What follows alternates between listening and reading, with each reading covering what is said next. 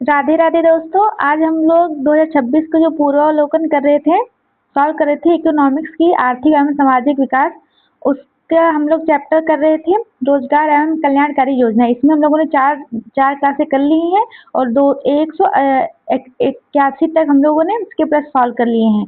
आज हम लोग दो से आगे बढ़ेंगे और इसके आगे के जितने भी प्रश्न होंगे ना सारे करेंगे। इसमें लगभग लगभग 200 प्रश्न से भी ज़्यादा प्रश्न हैं। देखते हैं कितने आज हम लोग कर पाते हैं, लेकिन ये आज इसकी लास्ट क्लास होगी।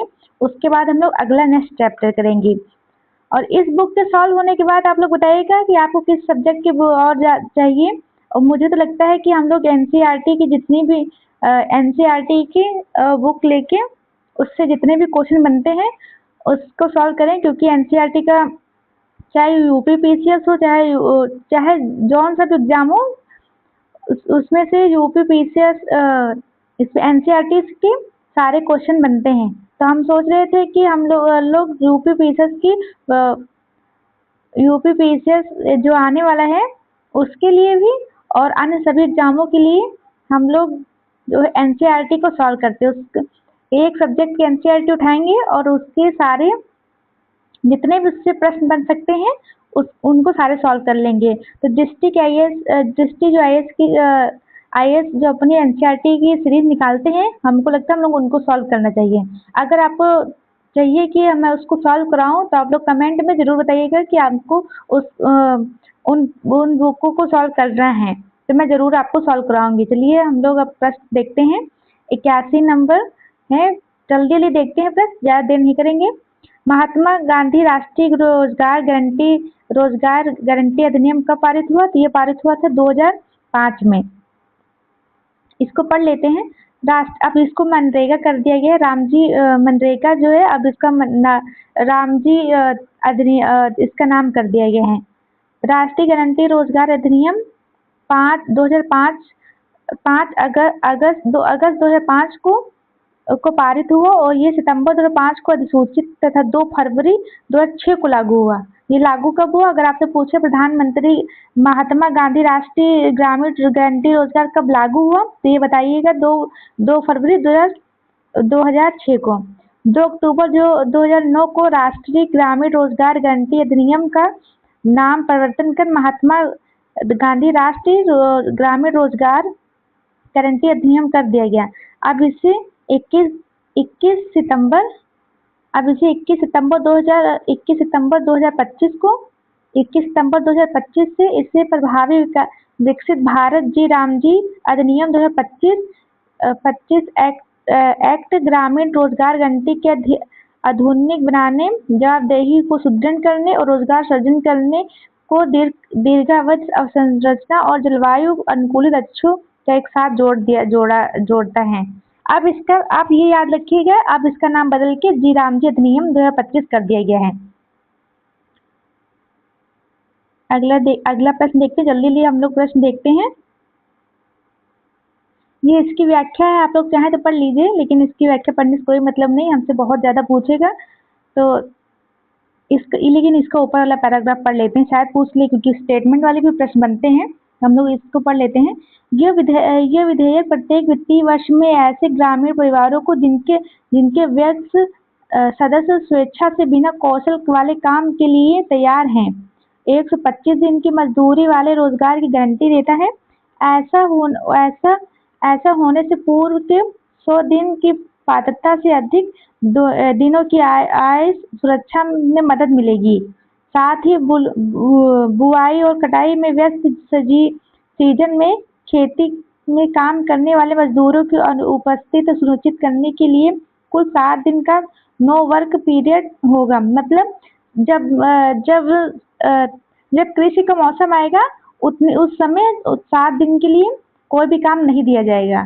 जब कृषि का काम नहीं रहेगा तब ही काम दिया जाएगा। शेष 325 दिनों में भी मजदूरों को 125 दिन की गारंटी वाला रोजगार प्राप्त होगा। पहले 100 था, अब 125 दिन की गारंटी देते हैं, जिससे किसानों और मजदूरों दोनों लाभान्वित होंगे।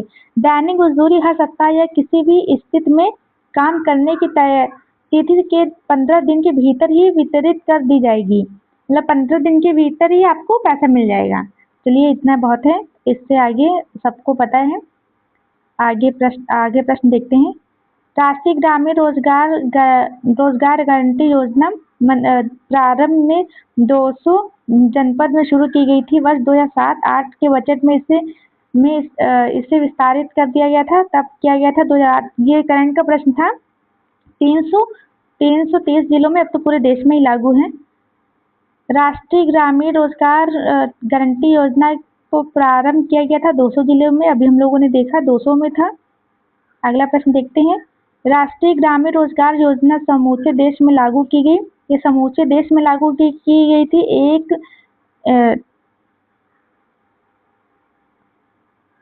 1/4/2008 को। 1/4/2008 को 1 अप्रैल 2008 से। अगला है मनरेगा को मनरेगा महात्मा गांधी रोजगार गारंटी योजना का नाम कब दिया गया? नरेगा को मनरेगा कब नाम दिया गया? ये था 2 अक्टूबर 2009 को। नरेगा को मनरेगा कब बनाया गया? 2 अक्टूबर 2006 को। अगर आपसे पूछे मनरेगा को रामजी कब बनाया गया, तो अभी हम लोगों ने देखा था 2025 को। इसका एक बार हम लोग वो भी देख लेते हैं। डेट 31 दिसंबर 2025 को। आपसे पूछे मनरेगा को, आपसे कोई पूछे कि मनरेगा को रामजी अधिनियम कब बनाया गया या उसका नाम कब परिवर्तित किया गया, तो आप बताइएगा 21 दिसंबर 2025 को। क्योंकि अगर ऐसा प्रश्न पूछ सकते हैं तो उसका भी प्रश्न पूछ सकते हैं। ये देखिए, प्रश्न सॉल्व करने समय यही पता चलता है कि हम कैसा प्रश्न पूछा जा सकता है। अगला प्रश्न देखते हैं। निम्न में से कौन सा एक मनरेगा का उद्देश्य है? तो मनरेगा का उद्देश्य है, उपरोक्त में सभी होना चाहिए। देखते हैं क्या क्या। परिसंपत्तियों का निर्माण करना, सूक्ष्म सिंचाई को प्रोत्साहन करना। सूक्ष्म सिंचाई को प्रोत्साहन करना नहीं है। जल प्रबंधन, ग्रामीण आय को बढ़ाना। इसमें ग्रामीण आय को बढ़ाना तो इसका उद्देश्य है। और जल प्रबंधन बिल्कुल इसका उद्देश्य ये भी है, क्योंकि इसके द्वारा तालाब वालाब खुदवाए जाते हैं। सूक्ष्म सिंचाई को प्रोत्साहन देना इसके अंतर्गत ये तो नहीं होगा। और परिसंपत्तियों का निर्माण कराना, तो एक और सी और डी तो दोनों ही होगा, इसलिए ई ऑप्शन सही है। हम लोग चाहे तो इसकी व्याख्या पढ़ सकते हैं। ये रहा, जल संबंधी कार्यों के माध्यम से सुरक्षा करना, मुख्य ग्रामीण अवसंरचना और आजीविका से संबंधित बुनियादी ढांचे, मौसम में बदलाव के अवसर में काम करने के लिए विशेष कार्य।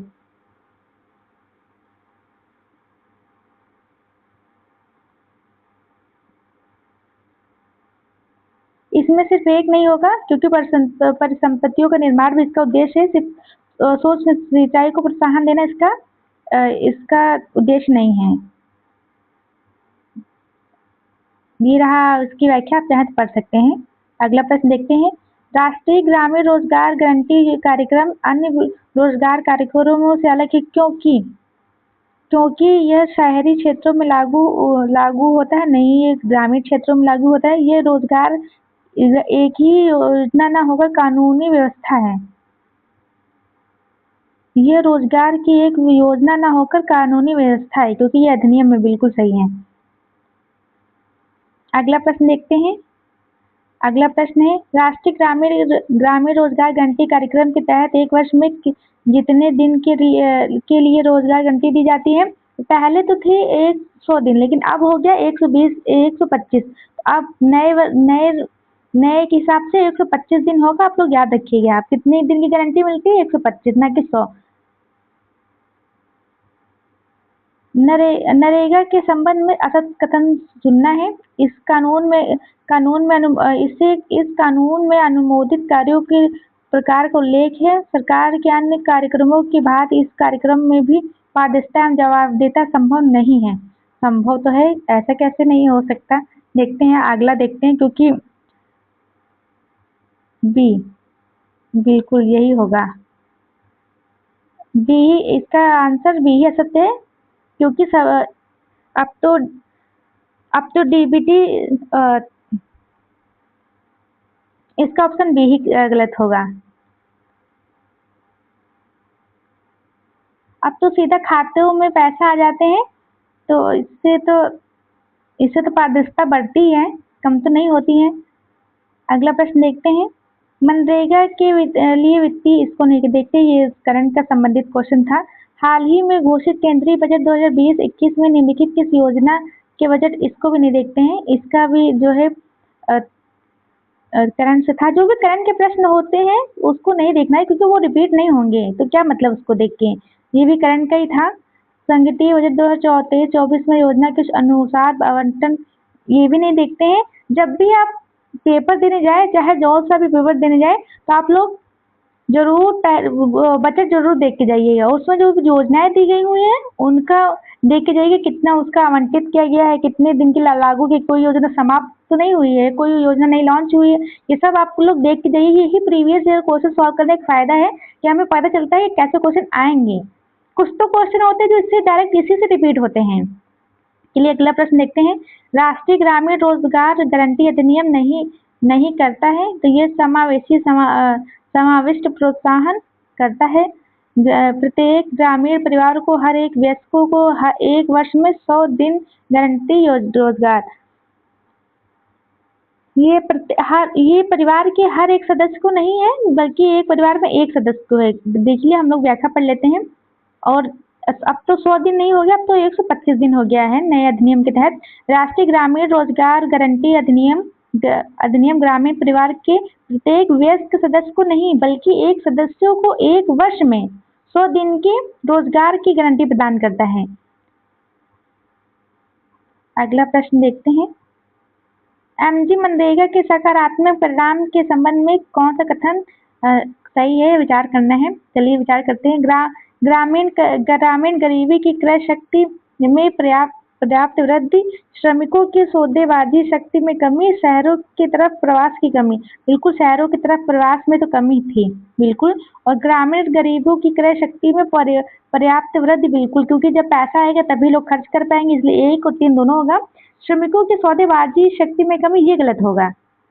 अगला प्रश्न देखते हैं। इंदिरा गांधी शहरी रोजगार गारंटी योजना के संबंध में निम्नलिखित कथनों पर विचार करना है। चलिए विचार करते हैं। इसका ऑप्शन डी है, केवल एक सही होगा। यह शहरी इलाकों में निवास करने वाले परिवारों को 125 दिवस के प्रति वर्ष रोजगार की गारंटी देता है, तो इसका पहला सही है। और दूसरा क्या है, पंजीकरण के बाद पात्र अभ्यर्थी को 25 दिवस में रोजगार उपलब्ध कराया जाता है, तो पहला सही है, दूसरा गलत है। देखते हैं, इसकी व्याख्या पढ़ ली। ये राजस्थान में आया था, ये राजस्थान से संबंधित ही स्कीम है। देखते हैं। सितंबर 2022 में राजस्थान के तत्कालीन मुख्यमंत्री अशोक गहलोत ने इंदिरा गांधी शहरी रोजगार गारंटी योजना का शुभारंभ किया। राजस्थान सरकार द्वारा 1 अप्रैल 2023 से इस योजना के तहत 120 दिन को रोजगार प्रदान किया जा रहा है। अतः एक सत्य, इस योजना के तहत राज्य को 18 से 60 वर्ष आयु के व्यक्ति पात्र होंगे। इसके तहत पंजीकरण के पश्चात मात्र अभ्यर्थी को 15 दिवस में रोजगार उपलब्ध करवाया जाता है, न कि 30 दिन में। 15 दिन में रोजगार उपलब्ध कराया जाएगा, न कि 30 दिन में। अगला प्रश्न देखते हैं। लाखों करोड़ों पुरुष एवं स्त्री श्रमिकों में जो स्वास्थ्य में काम करते हैं, परस्पर हिस्सेदारी एवं सहयोगपूर्ण निष्पादन की भावना भर देना उपरोक्त अंश संबंधित है, तो ये संबंधित सामुदायिक विकास से। सामुदायिक विकास कार्यक्रम अमेरिका संस्थान फोर्ड फाउंडेशन की सहायता से भारत में वर्ष 1952 से प्रारंभ किया गया तथा इसकी शुरुआत करने वाला भारत विश्व का प्रथम देश था। यह आत्मनिर्भर आर्थिक एवं राष्ट्रीय सामाजिक दृष्टि से न्यायपूर्ण सामाजिक व्यवस्था कायम करने समुदाय विकास का एक लक्ष्य है। चलिए अगला देखते हैं हम लोग। अगला प्रश्न है, समुदाय विकास कार्यक्रम का उद्देश्य क्या उद्देश्य था? अभी हम लोगों ने देखा था, इसका उद्देश्य जीवन स्तर को बेहतर करना, राजनीतिक प्रशिक्षण योजना बनाने में गांवों की सहायता करना, शैक्षणिक सुविधा सुलभ कराना। तो इसमें हम लोग देख लेते हैं कि अगर इस देश में कृषि कार्यक्रम और संचार की प्रणाली को सुधारना के साथ साथ ग्रामीण स्वास्थ्य, स्वच्छता और ग्रामीण शिक्षा में पर्याप्त वृद्धि के उद्देश्य से समुदाय विकास कार्यक्रम लगाया गया था। तो ये लागू किया गया था समुदाय विकास कार्यक्रम। इसमें था शिक्षा सुविधाओं को सुलभ कराना ये भी था, जीवन स्तर को बेहतर करना ये भी था, योजना बनाने में गाँवों की सहायता करना। तो इसमें तो ऐसा कुछ नहीं है, इसलिए इसमें 2 तो ऑप्शन सही है, इसलिए उपयुक्त में से एक से अधिक होगा। सामुदायिक विकास का आप लोगों ने देखा जो भी बीबीएससी का प्रश्न होता है उसमें ज़्यादातर ऑप्शन एक उपयुक्त में से एक से अधिक या तो उपयुक्त में से कोई नहीं होता है, ये ज़्यादातर ऑप्शन सही होते हैं। लेकिन वो आप लोग जब कंफर्म होइएगा तभी लगाइएगा ये। समुदाय विकास का उद्देश्य क्या है? तो ये था मानव पूंजी का निर्माण, समरस जीवन, आर्थिक विकास, पर्यावरणीय संरक्षण। आर्थिक विकास करना, समरस जीवन, मानव पूंजी निर्माण, मानव पूंजी की उसमें कोई बात ही नहीं थी बिल्कुल किसी की। शिक्षा मानव पूंजी का निर्माण ही करती है, उपयुक्त में से ए से ज्यादा। अगला प्रश्न देखते हैं, इसमें पूरा दिया गया हुआ है, चलिए इसको पढ़ लेते क्योंकि ये प्रश्न आया हुआ था, क्यों ना पढ़े। किसी भी समुदाय का सर्वांगीण विकास भौतिक, सामाजिक, नैतिक तथा सांस्कृतिक विकास ही सामुदायिक विकास कहलाता है। भारत में सामुदायिक विकास को मुख्य निर्माता एस.के.डे के अनुसार जियो और जीने दो का उच्च सिद्धांत ही सामुदायिक विकास की आधारशिला है। सामुदायिक विकास में कृषि, पशुपालन, सिंचाई, सहकारिता, शिक्षा, स्वास्थ्य, सामाजिक उत्पादन, संदेशवाहक, ग्रामोद्योग, पंचायत तथा जीवन के सभी महत्वपूर्ण तत्व सम्मिलित हैं। संयुक्त राष्ट्र संघ के अनुसार सामुदायिक विकास वे प्रक्रिया है जिनसे समुदाय का आर्थिक, सामाजिक एवं सांस्कृतिक दशाओं को सुधारने, राष्ट्र के जीवन में इन समुदायों को सम्मिलित करने तथा राष्ट्रीय प्रगति के योगदान हेतु इन समुदायों को समर्थ बनाने के लिए व्यक्तियों के प्रयत्नों का सरकारी अधिकारों के प्रयत्नों से भी समन्वय हो जाता है। इतना लंबा चौड़ा दिया था, बाकी निकला क्या वही जो हम लोगों ने सॉल्व किया। चलिए अगला देखते हैं। निम्नलिखित पर विचार कीजिए तथा इन्हें कालानुक्रम अनुसार व्यवस्थित करना है। इसका ऑप्शन बी है। चलिए हम लोग सीधा इसके, क्योंकि ऐसे तो हम लोगों को पता नहीं है, तो सीधा हम लोग इसकी व्याख्या देखते हैं। व्याख्या से समझ में आएगा कब कौन सा स्कीम चलाई गई थी। तो सामुदायिक विकास कार्यक्रम अभी देखा था 2 अक्टूबर 1952। सूखा प्रवण क्षेत्र कार्यक्रम ये 1973 और 74 में प्रारंभ की गई थी। काम के बदले अनाज 1977 और 78 में पहली बार शुरू किया गया था। रोजगार हेतु ग्रामीण युवकों का प्रशिक्षण, ये 15 अगस्त 1979 से प्रारंभ किया गया। इसको याद कर लीजिए। चलिए एक बार फिर से याद कर दी। सामुदायिक विकास कार्यक्रम 2 अक्टूबर 1952। सामुदायिक विकास का कार्यक्रम 2 अक्टूबर 1952। सूखा प्रवण क्षेत्र कार्यक्रम 1973 से 74। 1973 याद रखिए। काम के बदले अनाज 1977। काम के बदले अनाज 1977। रोजगार हेतु ग्रामीण युवाओं का प्रशिक्षण 15 अगस्त 1979। अगला प्रश्न देखते हैं। इसको भी कालानुक्रम अनुसार लगाना है। ये वाला देखते हैं कौन किस इसमें एग्जाम पूछा है। यूपीपीसीएस ही ऐसे सवाल पूछता है। अगर आप लोग यूपीपीसीएस देने जा रहे हैं तो ये घटना चक्र तो आपके लिए मतलब रामबाण है। आप इसको जरूर से जरूर देख के जाइए। निम्नलिखित घटनाओं पर विचार कीजिए और कालानुक्रम व्यवस्थित कीजिए। देखते हैं हम लोग। तो सबसे पहले हम लोग देखिए आरओ भी यूपीपीसीएस ही कराता है, तो ये इसका भी वही क्वेश्चन है। देखते हैं। अभी हम लोग ने अभी देखा था सामुदायिक विकास कब था। ये था 2 अक्टूबर 1952। सामुदायिक विकास था 2 अक्टूबर 1952। और बाकी ये सब ये 3 वाले नहीं पता है, बाकी ऊपर पता है। तो सबसे पहले हम लोग ए को लगाते हैं। ए तो होगा ही होगा पहले। और प्रजातांत्रिक विकेंद्रीकरण की प्रस्तुत देखते हैं कब हुआ था। ये हुआ था 1957।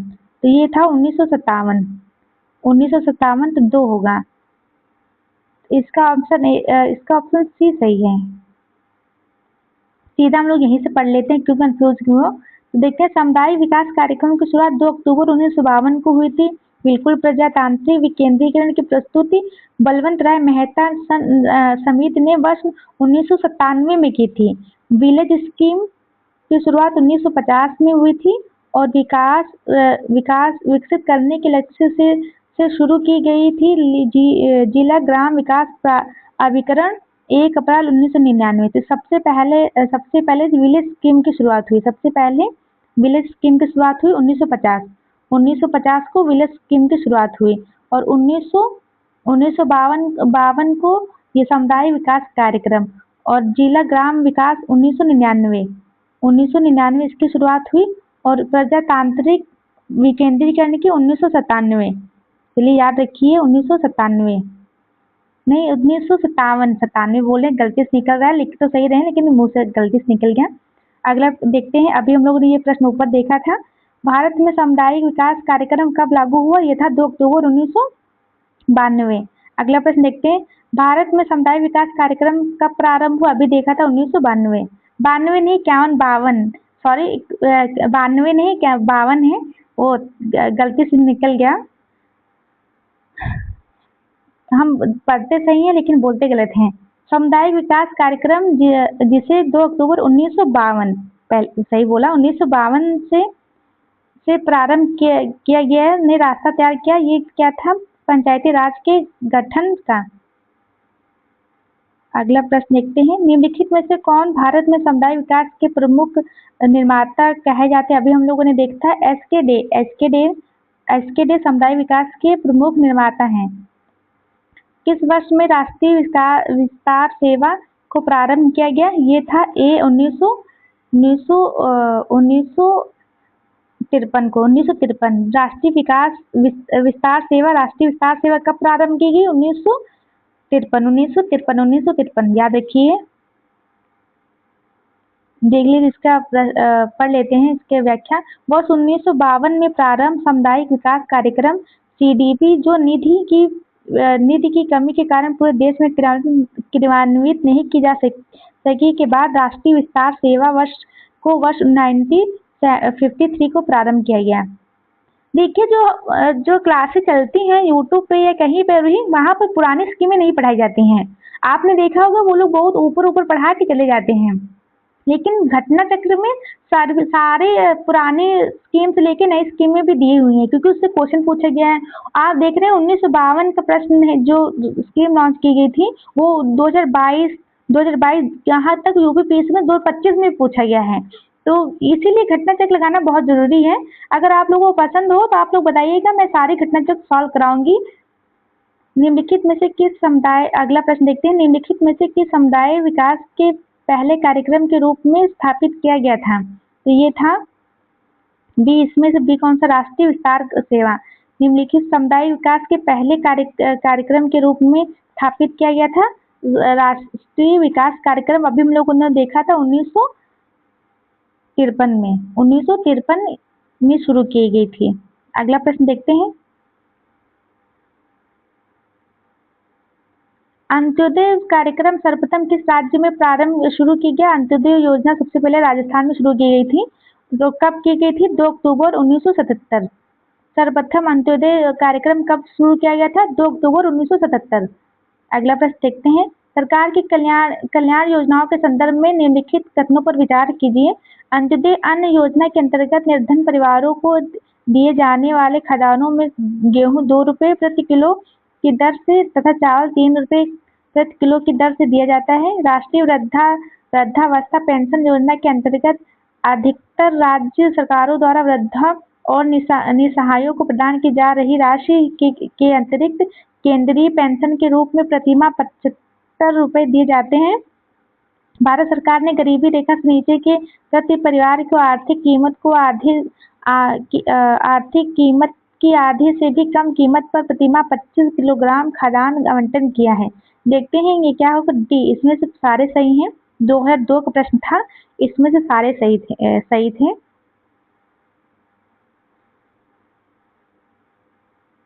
अब हम लोग आगे प्रश्न देखते हैं, निम्नलिखित में से किसे समुदाय विकास के पहले कार्यक्रम के रूप में स्थापित किया गया था? अभी हम लोगों ने देखा था राष्ट्रीय विस्तार सेवा, ये तो हम लोगों ने देख लिया था। हमको ये वाला प्रश्न देखना था।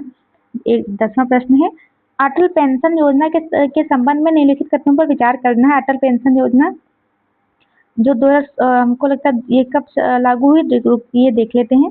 ये 2015-16 में ही लागू हुई थी। इसकी घोषणा 9 मई 2015 को कोलकाता में की गई थी, परंतु ये 1 जून 2015 से लागू हुई। इसीलिए ये प्रश्न आया था 2016 में IS प्री में। देखते हैं अटल पेंशन योजना। यह एक न्यूनतम गारंटी पेंशन योजना है जो मूल रूप से असंगठित श्रमिकों के मजदूरों को लक्ष्य बनाता है। बिल्कुल, ये इसका तीसरा ऑप्शन सही है। चलिए तीसरा सीधा पढ़ते हैं। अभिदाता सब्सक्राइबर की मृत्यु के पश्चात जीवन साथी को आजीवन पेंशन की समान राशि आवंटित करती है। 1 और 3 सही है। चलिए हम लोग इसकी व्याख्या पढ़ लेते हैं, क्या पता ये दोबारा भी आ सकता है, कोई बड़ी बात नहीं है। अटल पेंशन योजना असंगठित क्षेत्रों के कामगारों के लिए एक अति महत्वाकांक्षी सामाजिक सुरक्षा योजना है, जिसकी घोषणा तत्कालीन वित्त मंत्री अरुण जेटली ने वर्ष 2015-16 के आम बजट में किया था। प्रधानमंत्री ने इस योजना की औपचारिक घोषणा 9 मई 2015 को कोलकाता में की थी, परंतु यह 1 जून 2015 से लागू हुई। कब यह अटल पेंशन योजना कब यह लागू हुई? 1 जून 2015 से। इस योजना ने पूर्व की स्वावलंबन योजना का स्थान लिया। इस योजना में प्रस्तावित प्रावधान निम्न है। चलिए देखते हैं। ये अटल पेंशन योजना के तहत सभी खाता धारक जिनकी आयु 18 से 40 वर्ष है, इस योजना के पात्र हैं। योजना के अंतर्गत लाभार्थियों की मृत्यु के पश्चात उसके जीवन साथी को पेंशन मिलेगी। APY का संचालन पेंशन नीति विनियामकीय तथा विकास प्राधिकरण द्वारा किया जाता है। तो सरकार द्वारा अभिदाताओं के लिए निर्धारित पेंशन की गारंटी दी जाएगी। अगला प्रश्न देखते हैं। निम्नलिखित में से कौन राष्ट्रीय पेंशन प्रणाली में सम्मिलित हो सकता है? इसमें सम्मिलित है C, राज्य सरकारों के सभी कर्मचारी जो संबंधित राज्य सरकारों द्वारा अधिसूचना किए जाने की तारीख के पश्चात सेवा में आए हैं। तो C ऑप्शन सही है। अगला प्रश्न देखते हैं। इसके हम लोग देख लें कि कब चालू हुआ था। तो राष्ट्रीय पेंशन प्रणाली, जिसे 1 जनवरी 2004 को भारत सरकार द्वारा प्रारंभ किया गया था, ये एक स्वैच्छिक पेंशन योजना है। स्वैच्छिक पेंशन योजना है। इसके अंतर्गत 18 से 70 वर्ष तक की आयु का प्रत्येक भारतीय नागरिक शामिल हो सकता है। सरकारी नौकरियों में कार्यरत लोग हेतु विशेष उपबंध है। केंद्र सरकार के वे कर्मचारी सशस्त्र बलों को छोड़कर जो 1 जनवरी 2004 से अथवा उसके बाद से सेवा में कार्यरत हैं, योजना में दाखिल होने के पात्र हैं। राज्य केंद्र शासित सरकारों को सभी कर्मचारियों जो संबंधित राज्य सरकारों द्वारा अधिसूचित किए जाने के बाद सेवा में आए हैं, वे भी इस योजना के पात्र हैं। चलिए हम लोग अगला प्रश्न देखते हैं। राष्ट्रीय पेंशन योजना से संबंधित सही कथन चुनना है। NPC के पेंशन फंड नियामक और विकास प्राधिकरण द्वारा विनियमित किया जाता है। बिल्कुल, अभी हम लोग देखा था ये करते हैं विनियमित। अगला प्रश्न देखते हैं। अगला ऑप्शन, इसमें A ही सही था, हम लोगों ने देखा था, बाकी ये सब गलत थे। अगला प्रश्न देखते हैं। निम्नलिखित में से कौन सा कथन खुदरा व्यापारिक दुकानदारों और स्वरोजगार वाले व्यक्तियों के लिए राष्ट्रीय पेंशन योजना के बारे में सही नहीं है? तो सही नहीं है C। देखते हैं क्या क्या सही नहीं है, बाकी हम लोगों ने पढ़ा ही था। राष्ट्रीय पेंशन योजना के सदस्य इसके पात्र हैं, ये C सही नहीं है। बाकी देखते हैं। 18 से 40 वर्ष की आयु के लोग पात्र हैं। इनका वार्षिक लेन देन रुपये 1.5 करोड़ से अधिक ना हो और इसके अंतर्गत रुपया 3000 का मासिक पेंशन सुनिश्चित है।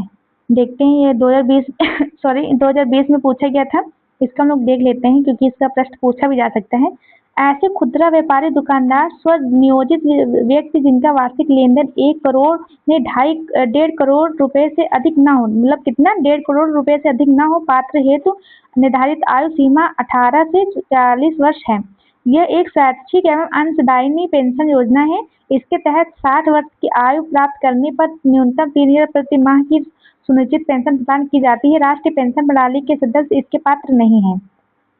लघु एवं सीमांत किसानों को पेंशन के उद्देश्य से प्रधानमंत्री किसान मानधन योजना कब प्रारंभ की गई थी? तो ये की गई थी 12 सितंबर 2019 को। कब लागू की गई? 12 सितंबर 2019 को। प्रधानमंत्री किसान मानधन योजना कब लागू की गई? 12 सितंबर 2019। 12 सितंबर 2019 याद कर लीजिए। अगला प्रश्न देखते हैं, इसके तहत कौन लोग पात्र हैं? जो 18 से 40 वर्ष के आयु के आयु वर्ग में आने वाले 2 हेक्टेयर तक की खेती योग्य भूमि वाले सभी छोटे और सीमांत किसान इस योजना हेतु पात्र होंगे। अगला प्रश्न देखते हैं, प्रधानमंत्री श्रम योगी मानधन योजना से में प्रत्येक ग्राहक को 60 वर्ष की आयु प्राप्त करने के बाद न्यूनतम अनुमानित पेंशन कितनी होगी? तो वो होगी 3000 प्रतिमाह 3000। अगला प्रश्न देखते हैं, ये भी उसी से संबंधित प्रश्न है। प्रधानमंत्री श्रम योगी मानधन योजना के संदर्भ में निम्नलिखित कथनों पर विचार करना है। इस योजना में नामांकन के लिए प्रवेश आयु वर्ष 21 नहीं, ये पहला ही गलत हो गया, क्योंकि अभी हम लोगों ने देखा था 18 से 40 था। लाभार्थी द्वारा आयु विशिष्ट अंशदान किया जाता है, बिल्कुल ये है। इस योजना के अंतर्गत प्रत्येक ग्राहक को 60 वर्ष की आयु प्राप्त करने के बाद 3000 रुपये प्रतिमाह की न्यूनतम पेंशन प्राप्त होगी, बिल्कुल ये भी था। और पारिवारिक पेंशन पति पत्नी और अविवाहित बच्चों पर लागू होगी, तो ये तो चौथा देखते, बाकी 2 और 3 तो सही थे, तो बिल्कुल 2 और 3 है, चौथा सही नहीं है। अगला प्रश्न देखते हैं, आप चाहें तो पढ़ सकते हैं, लेकिन हम लोगों ने ऊपर पढ़ा था इसलिए पढ़ने की जरूरत है नहीं। अगला प्रश्न हम लोग देखते हैं, आश्रय बीमा योजना का उद्देश्य है। आश्रय बीमा योजना का उद्देश्य ऐसे कामगारों को जो बेरोजगार हो गए हो सामाजिक सुरक्षा उपलब्ध कराना। आश्रय बीमा योजना कब लागू हुई? तो 10 अक्टूबर 2001 को। अगला प्रश्न देते हैं, आम भारतीय बीमा योजना सामाजिक सुरक्षा प्रदान करती है। ये करती है ग्रामीण क्षेत्रों, बी ऑप्शन सही होगा, ग्रामीण क्षेत्रों में निर्धनता की रेखा से नीचे रहने वाले सभी भूमिहीनों श्रमिकों को।